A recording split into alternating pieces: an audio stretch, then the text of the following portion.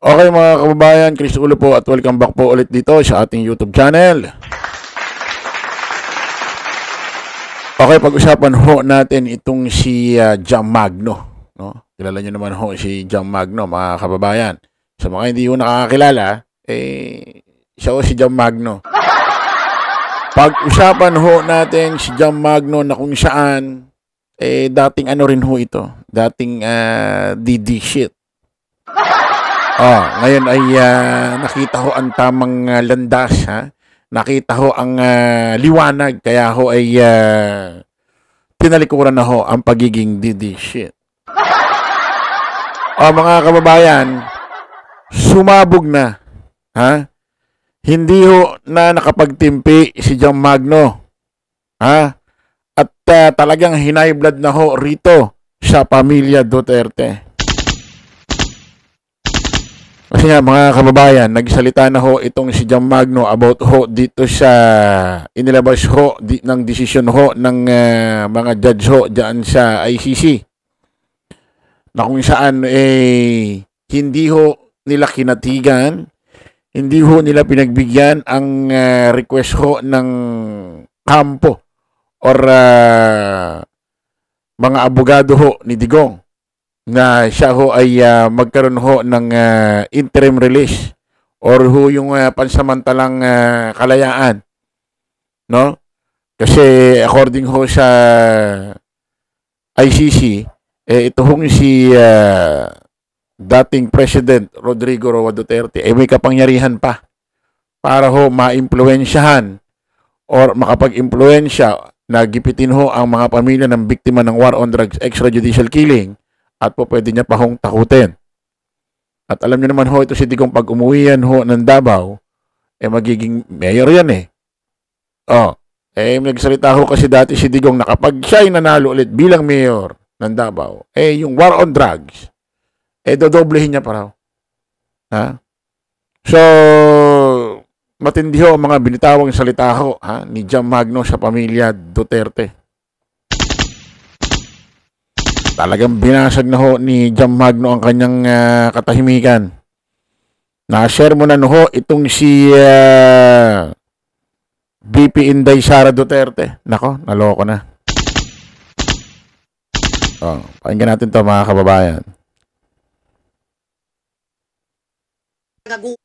Yung shiner ko, nararamdaman ko nung pag-deny sa interim release ni PRRD.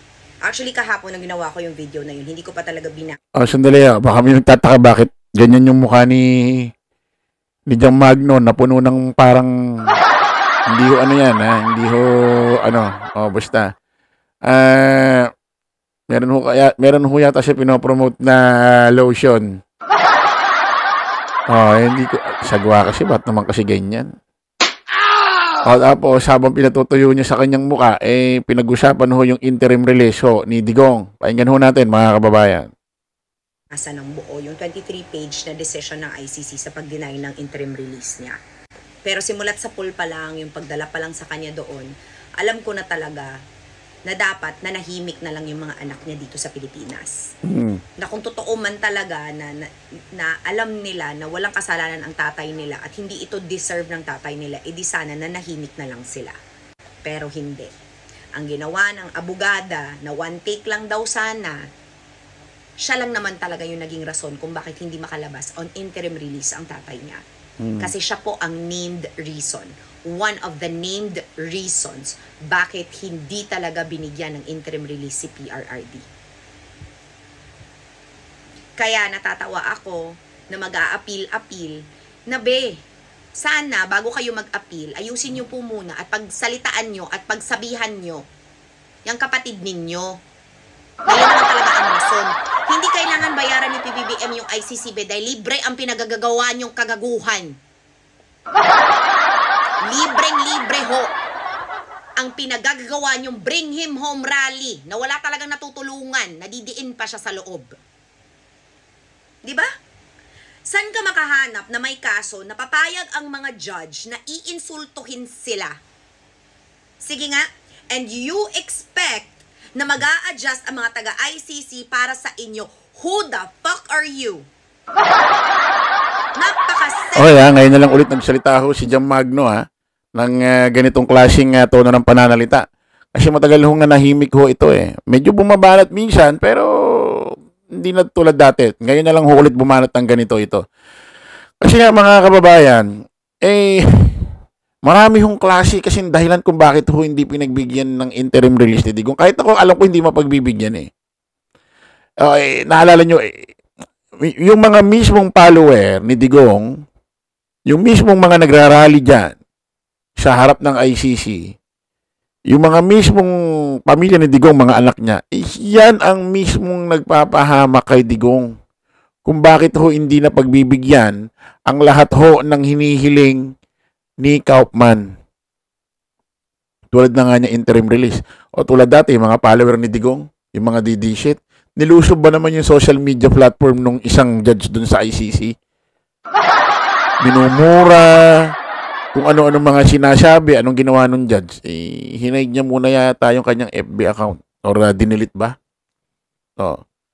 Tapos nagrarally niya kung ano-ano sinasabi. Kesyo kinidnap daw yung kanilang tatay. Tapos yung mga nagrarally niya kung ano-ano mga ginagawa, nagrarally, nag-aaway. Ano pa, na may mga nagsasayawan dyan sa harap. Mga nagkakainan, mga nabababoy ho yung harap ho ng ICC. Ano pa? Marami pa. Napakaraming klaseng especially ito si Harry Roque, dagdag pa yan. Kung ano-ano rin sinasabi sa ICC. Sa tingin nyo ho ba, hindi ba nababalitaan ng ICC yan? Tapos si Digong hindi pa nahuhuli, na-aresto yan. Wala pa yan dyan sa ICC Dahig, Netherlands. Kung ano-ano hong pang-iinsulto, pananakot, pagbabanta sa ICC. Kesyo bubugbugin, babarilin, papatayin. Tapos ngayon, gusto nyo pagbigyan kayo sa mga hinihiling. Baka naman sinasadya na talaga ng mga anak ni Digong magsalita ng mga hindi magaganda sa ICC para lalo talagang hindi palabasin. Para maging ito, puhunan, para laging merong simpatya ang mga DDS sa kanila. Baka nasasarapan na sila na si Digong nandyan. Tuloy natin. Self-entitled, allergic to accountability pieces of motherfucking shit. Nakakagalit. Hindi deserve ni PRRD na ganyan ang nangyayari. Kasi hindi kagagawa ni Marcos yan. Kagagawan nyo yan. Bayaran my ass. Why would he waste money? Tingnan mo na. Yes, boy. Like and subscribe YouTube. Paying the ICC when you are doing stupid shit for free. Mga my love. Diba? Imbes to zip your mouth and understand due process. Diba? You got, diba? Pinagastusan pa kayo ni Amy ng napakamahal na lawyer. Diba? May legal team kayo na amazing. Walang magagawa ang legal team nyo na amazing na napakamahal kasi hindi naman yan libre. Kung libre naman ang katangahang pinagagawa para hindi talaga mabigyan ng interim release si PRRD dahil gamit na gamit nyo siya na nasa loob lang siya. Diba?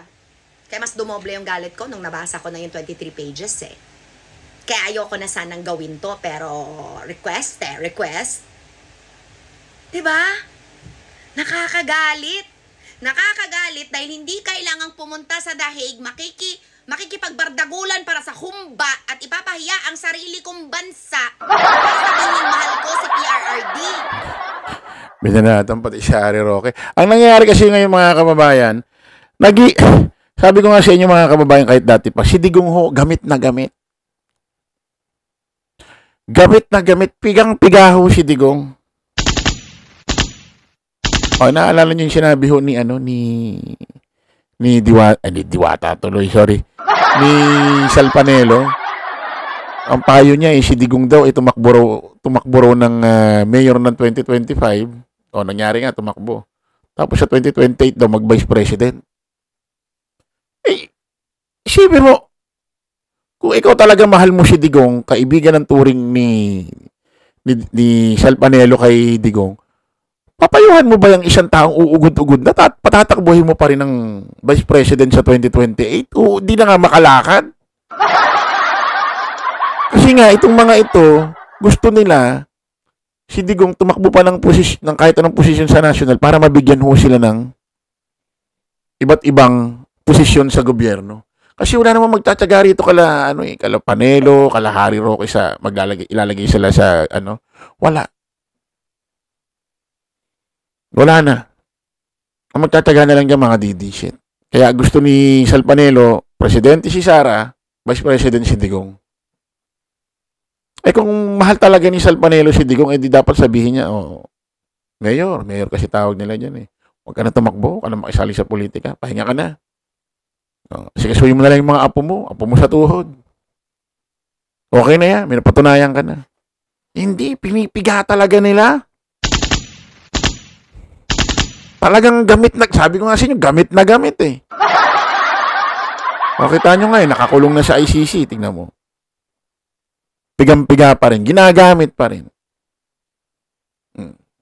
Kung tutuusin, kaya nga nagkaganyan si Digong, na kahit hindi na presidente, lumalaban pa rin sa administrasyon, yung mga nakapaligid nila sa kanya, gustong maipag-away siya. Ginagawa talagang pangbahala si Digong. Kita niyo pati sa mga rally. Gusto nila si Digong magsasalita doon, aakyat. Kahit nasa Davao, pupunta niya sa iba't ibang lugar. Kasi alam nila, pag si Digong pupunta ron, may mga taong pupunta. Kita niyo sa mga rally, hindi inuuna si Digong magsalita, laging hinuhuli. Kasi pag pinagsalita niyong una, mag-uuwian ng tao. Kaya iuhuli nila yan para magtiyaga yung tao doon sa rally. Hindi naman pupunta ang mga tao sa rally dahil kala Roque, kala Sara, kala Basti. Pupunta dahil kay Digong eh. Dahil may nauuto pa siya. Gamit na gamit nga. Tuloy natin. Dahil kung mahal niyo siya, gagawin niyo lahat para hindi siya mas maipit sa The Hague, mga be. Diba? Gagawin niyo lahat na susundin at rerespetuin ang korte. Palibhasa kasi, sanay na sanay kasi kayo, diba? Na self-entitled kayo. Main character energy kayo. Ang main character lang naman, si PRRD lang. Hindi kayo. Tapos ngayon magagalit sa akin, si PBBM naman ang bayad, buang ka. Libre day. Libre. Kayo ang gumastos, yung mga bring him home nyo. Diba?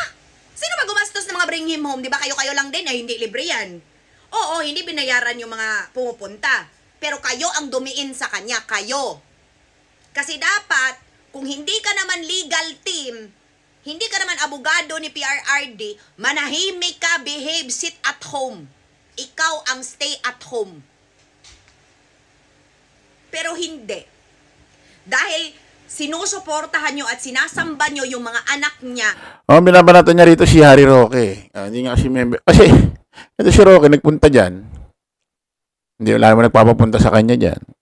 Tapos nag-apply ng legal counsel, tinabla ng ICC, ayaw rin ni Digong, ayaw rin ni BP Sara sa kanya. Tapos di ba minsan nag-live yan or vlog? Sa mga loob niya, yung mga question niya raw ay ayaw tanggapin. Sira ka pala eh. Hindi ka nga legal counsel eh. Hindi ka nga abogado. Bakit tatanggapin yung question mo? Ano ka ba? Ito. Tuloy nga international lawyer, tatanga-tanga. hindi ka nga kasama sa legal counsel. Natural hindi tatanggapin yan. Kinakailangan lahat manggagaling kay Kaufman kasi siya ang abogado. Ang dami kasing gusto magpakabayani para mapakawalan si Digong dyan magkaroon ng interim release. Para ang credit sa kanya. Para sila ang bayani, sila ang magkaroon ng, kumbaga, DDS maganda ang tingin sa kanila. Tuloy natin. Na ginagawa lang naman siyang political leverage. Do not do that to my father, si mong mata. Kayo ang may gawa.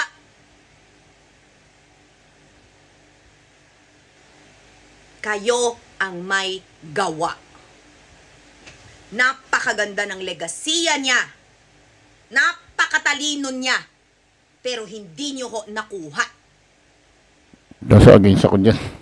Sinabi mo na. Hindi. Karisma, pagmamahal sa tao. Kaya nga, mahal na mahal siya, kaya sinusunod ang kagustuhan nyo.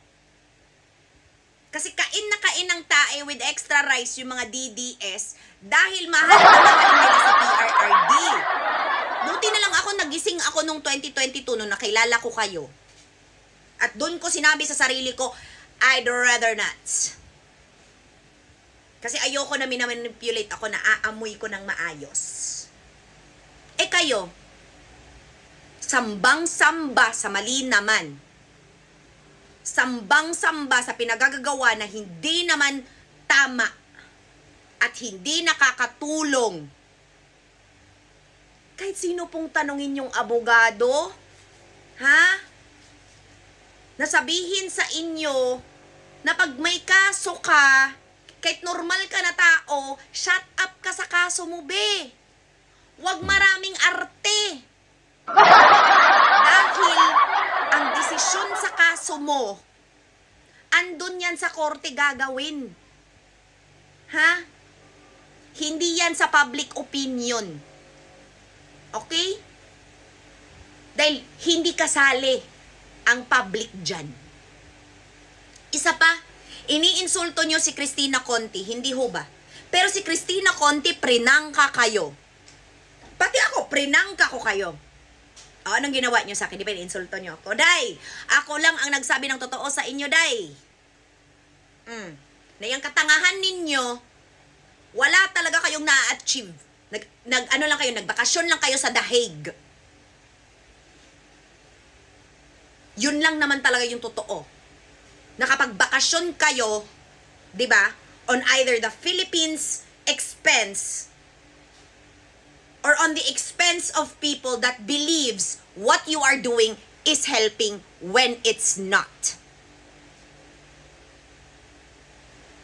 Kaya yung galit ko, ganito. Kasi buwan kong kinimkim yung galit ko na to eh. Bing na bing kayo. O, weak leader si PBBM. No, he's not, baby girl. Paano naman siya magiging weak? He is silent. Weakness and silence are two different things because apparently when you have a case, silence is a superpower. Silence is a mode to show people you are smart if you are silent.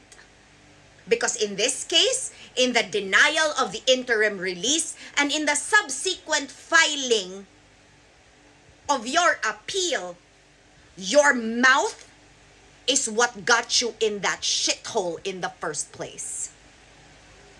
That mouth that refuses to shut up. Ginamitan naman daw ng utak yan. Kasi di ba, almighty, all smart, all amazing, all wonderful, and there you are, all for nothing because he was not granted an interim release because of all of you. Ain't that funny, ain't that nice, and ain't that convenient. That's why you want him stuck in there, because you will use him to your benefit, not his. That's why I'm pissed off, because he deserves to be home. But no, you're the very reasons he's stuck in there. At hindi ko talaga kakayahin na maging nice and wonderful and great. 'Di ba? Kasi bilib na bilib pa kayo na kakayanin ni PBBM na may gawin. Wala, be. Kayo yan, libre. Giatay mong tanan. Ayan mga kababayan ha. Maliwanag ha. Ayon din kay Jang Magno, itong pagbibigay ng itong ginawa ng ICC, yung mga judge diyan sa hindi ho pagpayag ng interim release ni Digong. Wala, hindi kasalanan ng Pilipinas, hindi kasalanan ni PBBM yan. Kasalanan pa ng kanyang mga supporter. Ha?